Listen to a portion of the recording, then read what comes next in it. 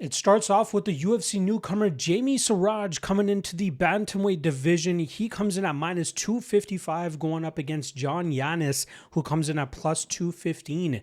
Now, starting off on the Siraj side of things, I've heard about this kid for a long time, especially when I was much deeper in the Canadian MMA scene. I knew this kid from the Vancouver or BC area was making waves. Then, unfortunately, in 2019, 2020, he suffered some sort of brain infection that put his fighting career on pause. Now, it seemed like it would have been on pause permanently, but thankfully, he was able to work through it, and now he has managed to return. He got to the point where he won the Tough Enough title in a very grueling back and forth battle, but eventually able to get that 5th round TKO win.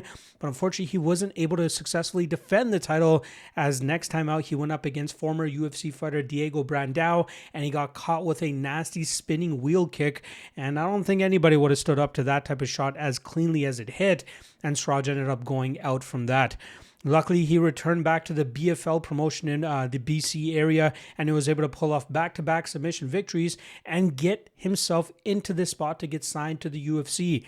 Now, there's a few spots on this card where guys got signed mainly because of this Canadian fight taking place, or this Canadian card. And Siraj, even though he's benefiting from that, I think he is a guy that deserves to be fighting on this level. He's 31 years old, has a solid 14-3 record, a very good BJJ black belt, and that's often where we see him look to take fights to try to have much of his success. He also has a pretty good wrestling game for a BJJ specialist, so he does find solid ways of getting fights into the BJJ realm, whether that's with takedowns, the body lock, taking the back of his opponents, causing reversals or submissions off his back. He's very good in that aspect. And in terms of his striking game, he loves to throw a lot of body kicks. He loves to try to stay busy enough in the striking game, but it's obvious he eventually wants to get fights to the ground where he can often have a ton of success. And I gotta say, he has a great gas tank to go 15 or 25 minutes if he needs to, as was the case when he won the Tough Enough title and getting that 5th round finish with like less than 30 seconds left on the clock, mustering up that TKO over a very solid opponent as well. He goes up against Yannis this weekend, who had probably the one of the toughest short notice UFC debuts you'll ever have, as he went up against Austin Bashi, and that was after he had won the Fury FC title. He had finished a former UFC fighter in Nick Aguirre. That was a fight where a lot of the grappling from the Aguirre side eventually got stifled by Yannis, who showcased good defense and eventually mustering up a finish in the 4th round of that fight.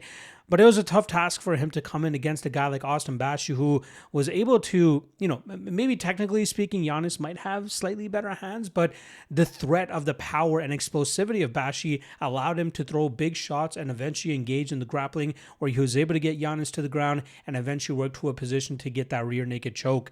It's obvious Yannis has shortcomings in the grappling game, but he is working on it to a point where opponents may struggle to get it to the ground, and then from there, he's a pretty good technical boxer, and that's where we often see him getting his victories. He's very good in terms of putting combinations together, and he is building power, hence the 3-fight winning streak that he had, all by knockout after that loss that he suffered at the hands of Gabriel Wanderlei. I had originally broken him down for a Fury FC fight a handful of years ago, and the one critique I had in him was the fact that he just wasn't throwing with enough power, so there wasn't a lot of respect that his opponents were giving him because they were able to work through some of his striking approach. But he's clearly starting to build upon that and become more of a powerful striker. Now, in this matchup here against Jamie Siraj, clear striker versus grappler, right? You're looking for Siraj to engage in the clinch, engage in the grappling, and try to find that submission, whereas Yannis is going to be looking to keep his pressure on, so it's harder for Siraj to get to his takedown game.